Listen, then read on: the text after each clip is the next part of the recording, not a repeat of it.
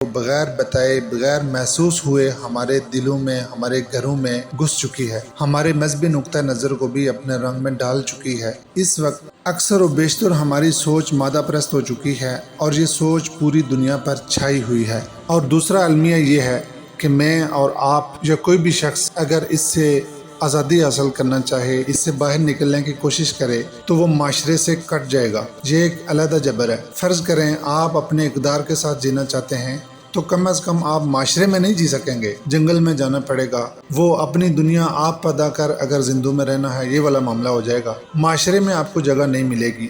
یہ ہے اس مغربی تہذیب یا شیطانی تہذیب کا پھیلاؤ اور گھیراؤ۔ منہ سے ہم اس کو چاہے جتنا مرضی برا کہیں، اس سے نفرت کریں، لیکن واقعتاً ہم سب پوری طرح اس کی لپیٹ میں آ چکے ہیں۔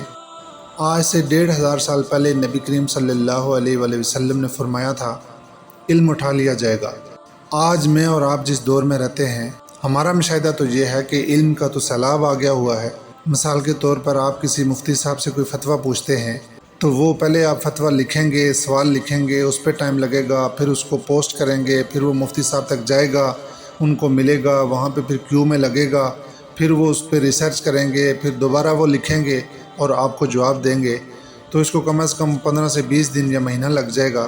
اور یہ بھی ہو سکتا ہے کہ مفتی صاحب کے پاس ٹائم ہی نہ ہو، وہ آپ کا فتویٰ کو کھول کے دیکھے ہی نہ۔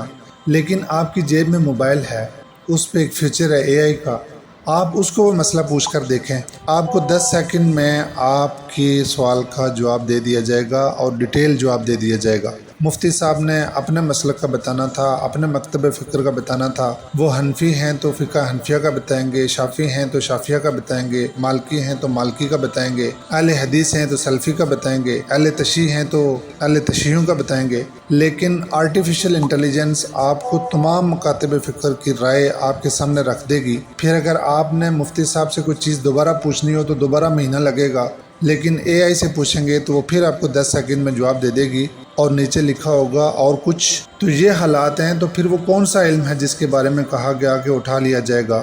علم دین جس کا نام شریعت ہے وہ بھی نہیں اٹھا۔